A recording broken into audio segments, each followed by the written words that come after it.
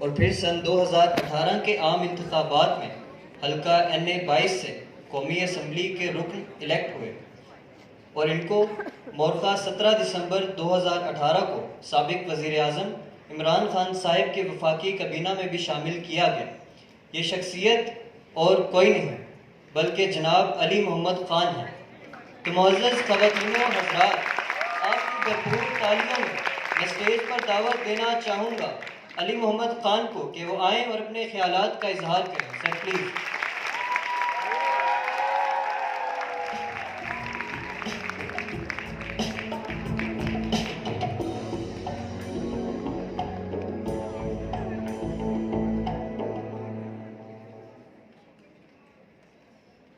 السلام علیکم۔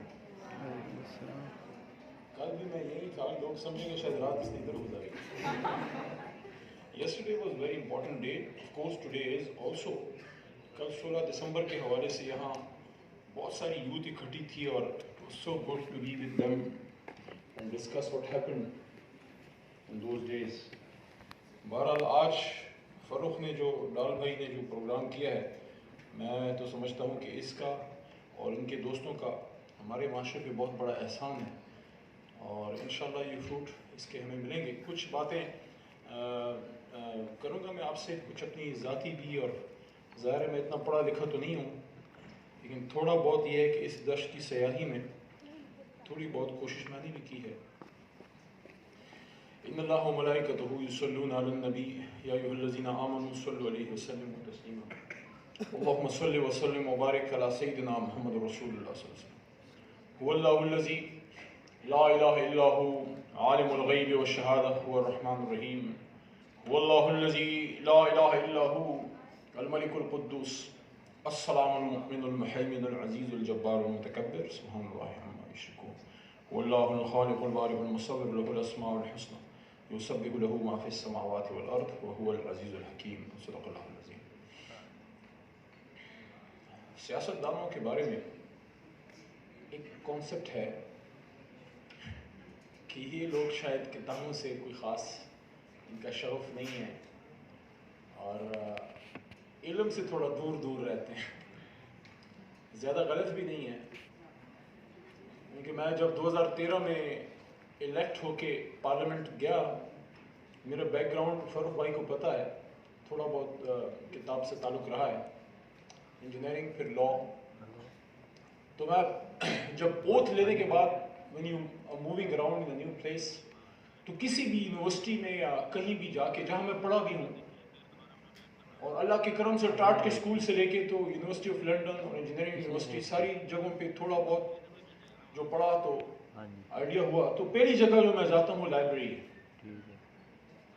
تو اپنے پارلیمنٹ ہاؤس کی لائبریری میں جب میں گیا تو اٹ از ماشاءاللہ بہت خوبصورت، بلکہ آج کل جو سینٹ کی ہے وہ تو اور بھی خوبصورت ہے۔ آپ کا دل کرتا ہے کہ بیٹھیں، ایک کپ کافی ہو اور کتاب آپ پڑھیں۔ سب کیا کرتے ہیں؟ میں نے وہاں سب لوگ دیکھے، سرکاری ملازمین آتے جاتے، کچھ اسٹوڈنٹس جنہوں نے وہاں کوئی اپرینٹسشپ کر رہے ہیں، اور جن کو نہیں دیکھا آپ سمجھ گئے ہوں گے، ان کو بہت کم دیکھا۔ اچھا، یہ ہمارے لیے لمحہ فکریہ ہے، پوچھے بھلا کیوں؟ دیکھیں، یہ جو ملک جس میں ہم رہتے ہیں اور جو ہمارا پڑوسی ملک ہے جس سے ہماری کوئی زیادہ لگتی نہیں ہے، دونوں کے جو لیڈرز ہیں، آپ سب کانٹیننٹ کی پولیٹیکل لیڈرشپ کو جا کے آپ دیکھیں، جو 1900s کے بعد جو آئے ہیں اور جو ملک پھر بنا کے انہوں نے ہمیں دیا، بلکہ بہت سے اس کے بعد بھی، nearly each and every one of them was very well read. It doesn't matter on which side of the divide they were.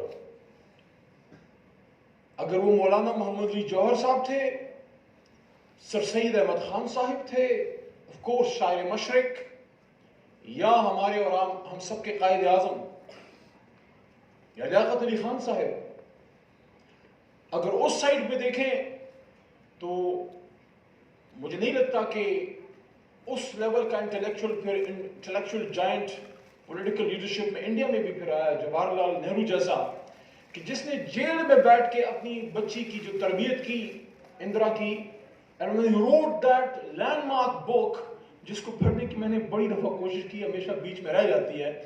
But that is very interesting. If somebody wants to read the short history which can encompass the whole of the Indian subcontinent for around 1,000 or 2,000 years, اس سے بھی زیادہ, تو glimpses of history جو نہرو نے لکھی, کیا کتاب ہے جی. پھر ان کے اور جو ان کے صدر مملکت آئے,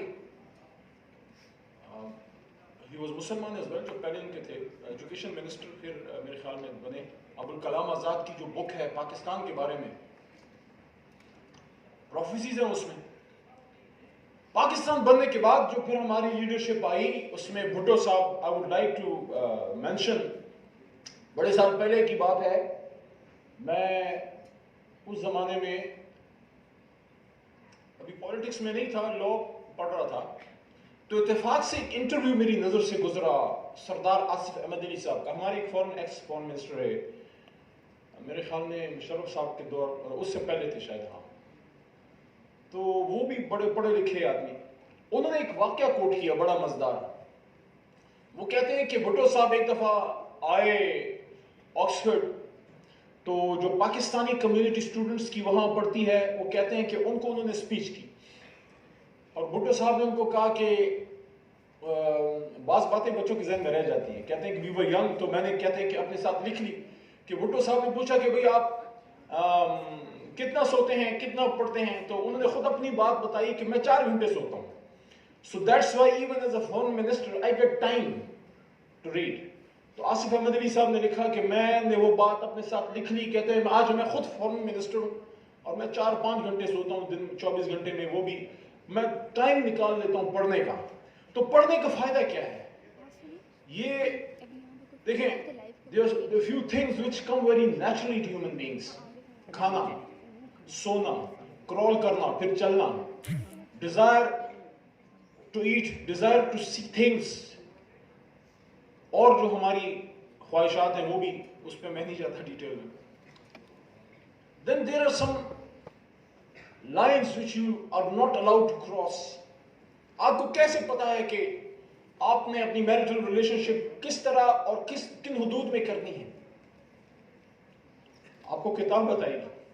آپ کو کیسے پتا ہے کہ پاکستان سے کئی ہزار کلومیٹر دور اسپین میں ایک ایسی مسجد ہے جہاں کبھی اللہ اکبر کی صدائیں گونجتی تھیں؟ آپ تو کبھی نہیں گئے. And I'm talking about mid اور 80s اور early 90s, جب انٹرنیٹ بھی نہیں تھا. تو آپ کو اس کے لیے مستنصر حسین تارڑ کی کوئی بک اٹھا کے پڑھنی پڑے گی, اندلس میں اجنبی پڑھنی پڑے گی. جب آپ کے پاس یوٹیوبنگ نہیں تھی, بڑا مجھے مزہ, اچھا میں فروغ کسی حد تک, کیونکہ مجھ سے تو عمر میں کافی کم ہے, I would consider myself, we are a link between the past and the present and the future. ہم نے خط بھی لکھا, ہم نے قلمی دوستی بھی کی, ای میل بھی ہمارے سامنے آیا, اور ٹک ٹاک کے بھی دور میں ہم زندہ ہیں. تو آپ جب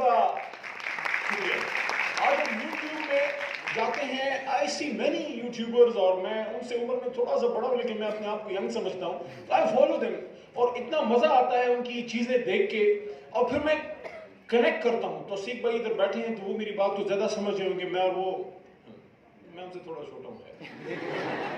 بچے تھے جب ان کو دیکھتے تھے, وہ قرۃ کے ساتھ کا پروگرام, اور چاچا جی کے ساتھ مستنصر چاچا کے ساتھ, اس زمانے سے ہم آپ کو دیکھ کے, لیکن آپ کی عمر روز بروز کم ہو رہی ہے, اس کی مجھے نہیں سمجھ آئی. ابھی میں نے آپ کی پرفارمنس دیکھی ہے, تو وہ اس بات کو سمجھ سکتے ہیں کہ وہ لوگ جنہوں نے سفر نامے دیکھے, پڑھے, جیسے کیٹو کہانی, جیسے قرا قرم پہ مستنصر صاحب کی کتابیں, یا اور وہ اس زمانے کے ہمارے پشاور کے تھے, وہ تو فوت ہو گئے, ڈاکٹر صاحب ظہور صاحب, ان کی بڑی خوبصورت کتاب, پتہ نہیں آپ میں سے کسی نے پڑھی, دیکھ کبیرہ رویا. اب عجیب سا نام ہے, لیکن when you go, that is an basically biography, autobiography plus وہ ایک سفر نامہ سا ہے امریکہ کا, کہ آپ کو اس زمانے کے امریکہ کا وہ آپ کو بتا دیتا ہے. تو یہ جو کتابیں ہمیں اس دور میں جو ہمیں ملی, اس نے ہمیں کنیکٹ کیا اپنے پاسٹ سے. ہم اپنے پاسٹ سے کیوں کنیکٹ ہونا چاہتے ہیں؟ ہر کسی کو اپنے والد, اپنے دادا یا اپنی ہسٹری وہ پڑھنے کا ایک فطری جبلت ہے. ہم جب ماں کی گود میں ہوتے ہیں وہ ہمیں کوئی نہ کوئی کہانی, اس کے بعد جب آپ بڑے ہو رہے ہوتے ہیں کوئی جن بھوت کی کہانی. دا فرسٹ بک جو آپ نے, ہم سب نے, میں نے تو 8 آنے کی خریدی تھی, ٹارزن کی کہانیاں پڑھتے تھے. That was the start. یہ بھی مجھے یاد ہے کہ اس زمانے میں جب 8 آنے کی کتاب آتی تھی, یہ کوئی قبل مسیح کی بات نہیں ہے, یہ قیمتیں بڑی تیزی سے بڑھی ہیں, ان میں ہم نے بھی اپنا کردار ادا کیا. لیکن سلام ہے شہباز صاحب کو, آپ کی سپیڈ کا کوئی جواب نہیں. اس طرف نہیں جاتا, اس طرف نہیں جاتا, کوئی نہیں ناراض ہو جائے گا, اس طرف نہیں جاتا. تو 8 آنے کی ایک ٹارزن کی کتاب لی, پھر 8 آنے اور 1 روپے میں جو ملتی تھی, مجھے امی مجھے دیتی تھی 1 روپے دیتی تھی دن کا, اس میں سے میں کچھ نہ کچھ بچت کرتا تھا. بلکہ کچھ میرے دوستوں نے پھر مجھے اپنے ساتھ, جو ہماری آپ کے بھی اسکولوں میں جو ہوتا ہے کیفیٹیریا, مجھے لے جانا چھوڑ دیا. ان کو پتا تھا یہ پیسے بچا کے کتاب خریدتا ہے. کسی سے کھاتا نہیں تھا, میں کھاتا اپنا تھا. لیکن اگر 2 سموسے, اور اس زمانے میں سگن کوئی 3 روپے کی آتی تھی, تو بچت کر کے 2 دن بچت کر کے ہم پی لیتے تھے. پھر 5 روپے ترقی ہوگی, 5 روپے ملنے شروع ہو گئے. تو 8 آنے کی جب کتاب آتی تھی تو ایک کتاب خریدی 5 روپے کی, ٹارزن کا خفیہ دشمن. وہ امی نے واپس کرا دی. اچھا تم اتنے فضول خرچ ہو. میں اس بات سے ایگری نہیں کرتا کہ ہم پڑھنے لکھنے والے لوگ نہیں ہیں. نہیں, تھوڑا سا ہمیں اپنا رجحان درست کرنے کی ضرورت ہے. جس آدمی کو نشہ لگ جائے نا کتاب کا, دس از سم تھنگ جو مجھے میرے مرحوم استاد محترم عبداللہ جان ثانی صاحب کہتے تھے, اور واللہ کیا سچی بات تھی. جب اس پہ عمل کیا اس نے مجھے فائدہ دیا. انہوں نے کہا بیٹا یہ آپ پڑھو کتابیں. میرے استاد تھے لا کے, بہت عظیم شخصیت, کہتے تھے بکس آپ پڑھو, یہ جلد آپ کو اپنے کنٹمپریز میں ممتاز کر دے گی. اچھا یہ کیسے ممتاز کر دے گی؟ یہ ایسے کرے گی کہ جب آپ قدرت اللہ صاحب کی شہاب نامہ پڑھیں, لوگ اس میں سے مختلف چیزیں ہیں, کسی کو کون سا ایسا پسند ہے, کسی کو کون سا. مجھے ان کا آخری چیپٹر چھوٹا منہ بڑی بات اور بیچ کا ایک واقعہ بہت مجھے اچھا لگا.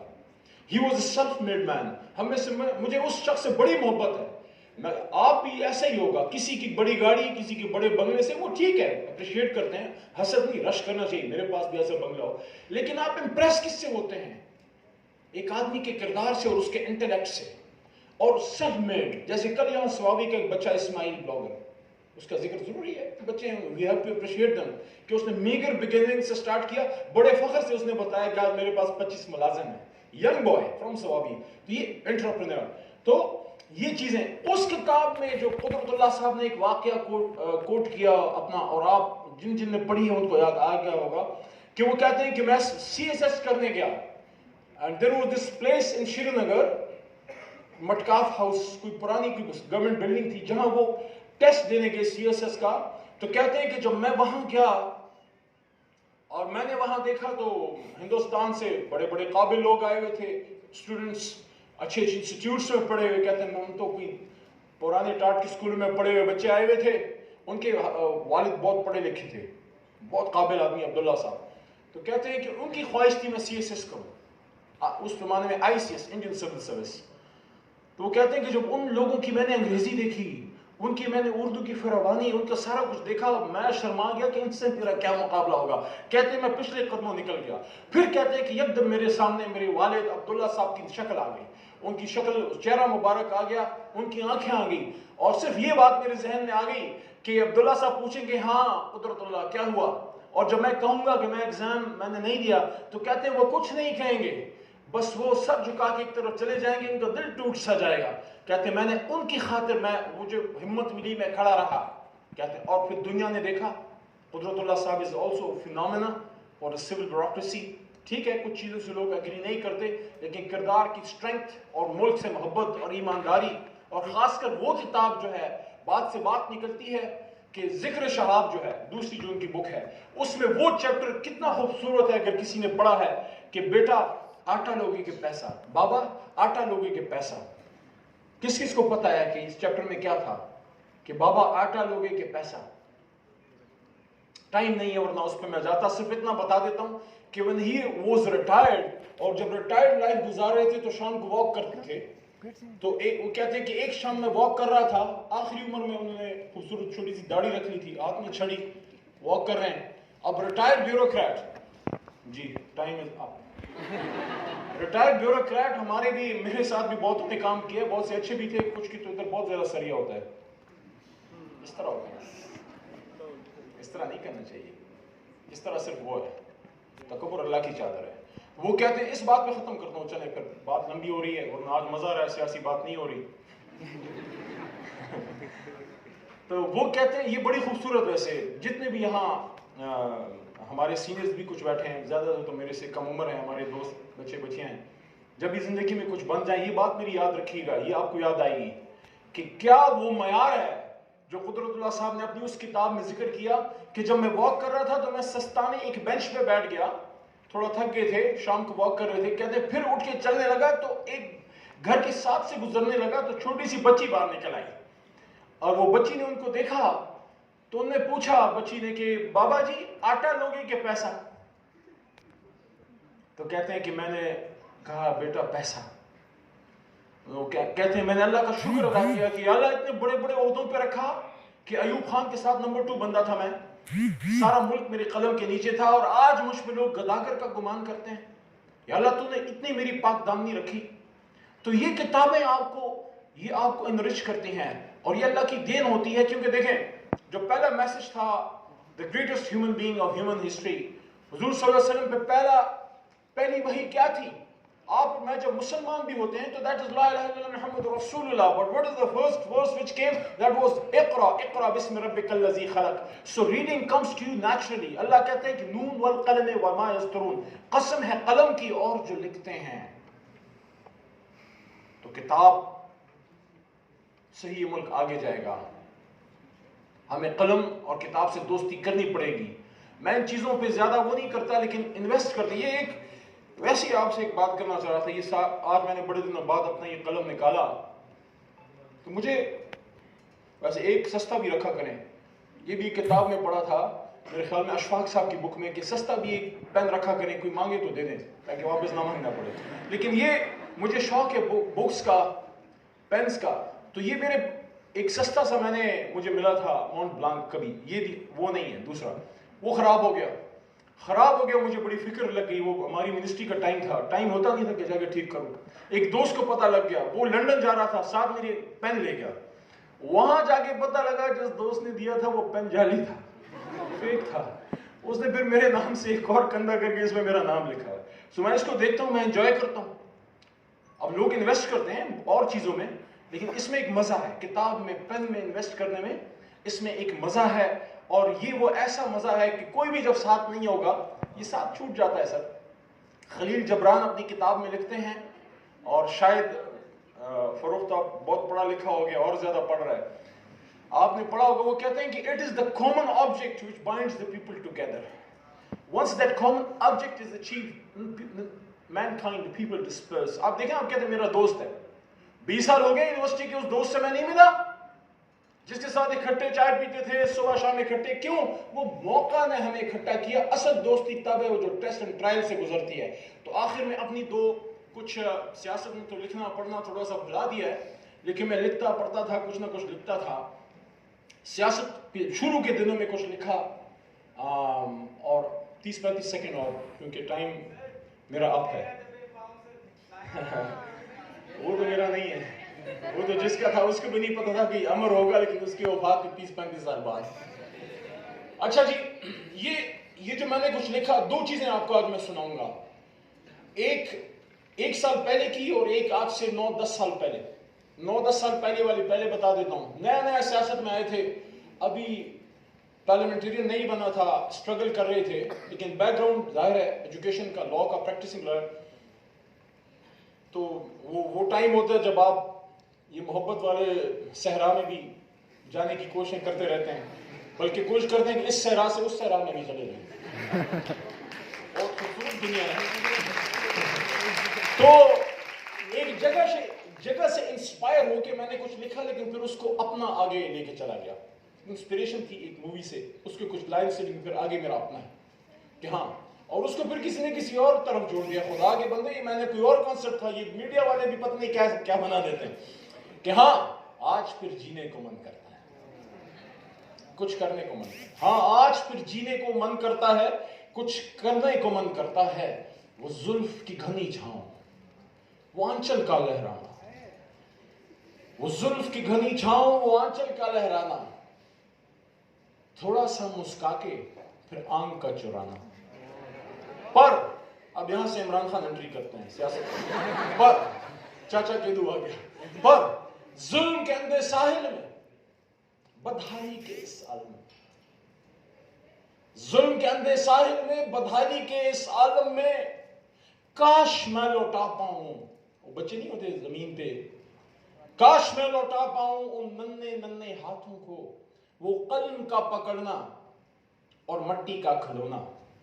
ہاں میں کچھ کمزور سہی, ہاں میں کچھ لاچار سہی, ہاں میں کچھ کمزور سہی, ہاں میں کچھ لاچار سہی, پر دل تو میرا زندہ ہے, کچھ کرنے کا من کرتا ہے.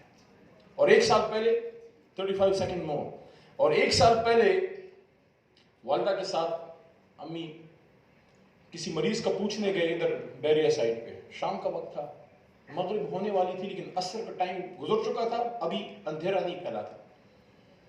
جب انٹری کی وہاں تو گاڑی ڈرائیور ڈرائیو کر رہا تھا. میں عموماً اپنی خود ہی ڈرائیو کرتا ہوں گاڑی, سرکاری تھی تو نارملی اسی کو دیتے تھے. تو چوک سے گزرے تو آپ نے دیکھا ہوگا یہ بیری انکلیو میں جب آپ جاتے ہیں تو وہاں تھوڑا سا سلو ہونا پڑتا ہے. تو ایک بوڑھی امی, بوڑھی ماں وہاں بیٹھی تھی اور وہ بھیک مانگ رہی تھی.